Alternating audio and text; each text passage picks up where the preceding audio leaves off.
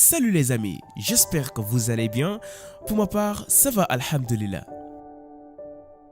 Risquer sa vie pour celle d'un autre n'est pas du tout facile à faire. Il y a des situations où avant de réagir, nous allons réfléchir une ou deux fois avant de passer à l'action. Mais ces trois hommes que je vais vous présenter ont suivi leur instinct sans réfléchir en mettant leur vie en danger, ce qui leur donne aujourd'hui un statut de héros. Mettez un pouce bleu si vous avez admiré leurs actes. Allez, let's go. Lassana Bathily. Originaire du village de Samba Dramane, dans la région Kaye à l'ouest du Mali, Lassana Bathily a quitté son pays en mai 2006 avec un visa de touriste pour rejoindre son père. Mais il ne repartira jamais. Après avoir décroché 2 caps de carreleur mosaïste et de peintre en 2009, Lassana avait du mal à avoir une carte de séjour jusqu'en 2011. Mais l'événement qui a changé sa vie s'est déroulé le vendredi 9 janvier 2015 dans le supermarché cachère de la chaîne Hyper Cachère où il est employé depuis 2012. Lassana Bathily a sauvé 10 clients juifs dont un bébé d'un terroriste dénommé Amadi Koulibaly qui avait tué 4 personnes et pris les autres clients en otage. Ce jeune malien a conduit discrètement ces personnes vers un escalier en colimaçon qui descend au sous-sol. Une fois en bas, il cache le petit groupe dans une chambre froide, puis éteint la lumière et débranche le système de congélateur.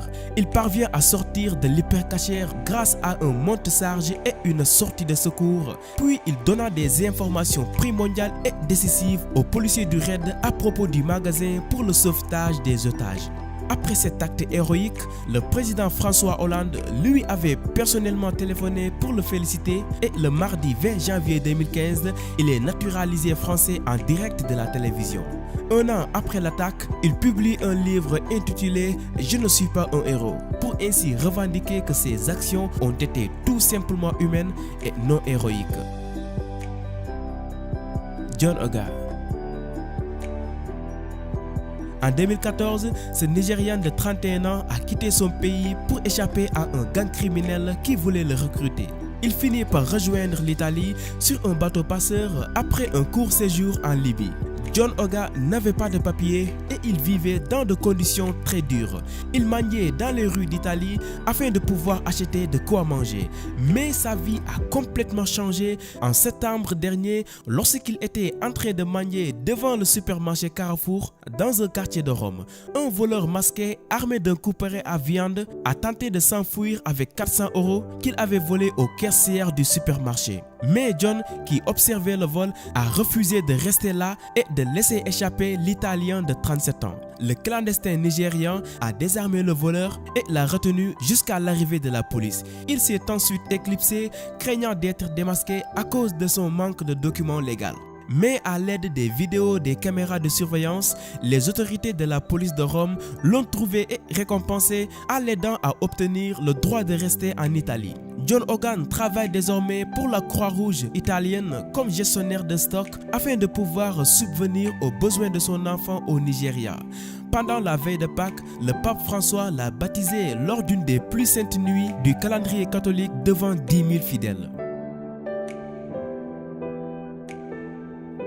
Mamadou Gassama.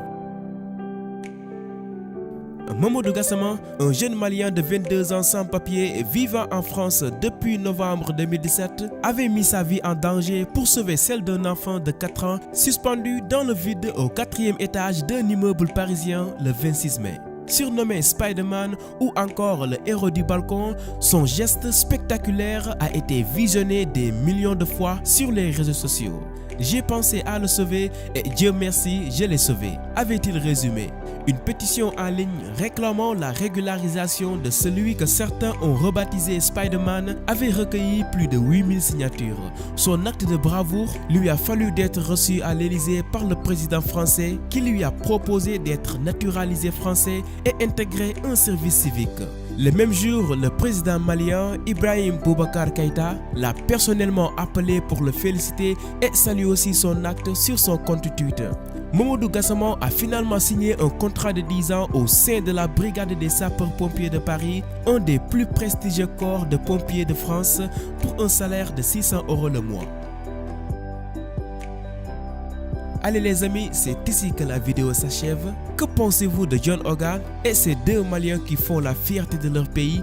Dites-le nous dans l'espace commentaire. Si cette vidéo vous a plu, n'hésitez surtout pas de laisser un pouce bleu et de la partager à vos amis, c'est la récompense. Abonnez-vous et activez la cloche de notification pour ne plus rater mes vidéos. Allez, on se dit à la prochaine. Ciao!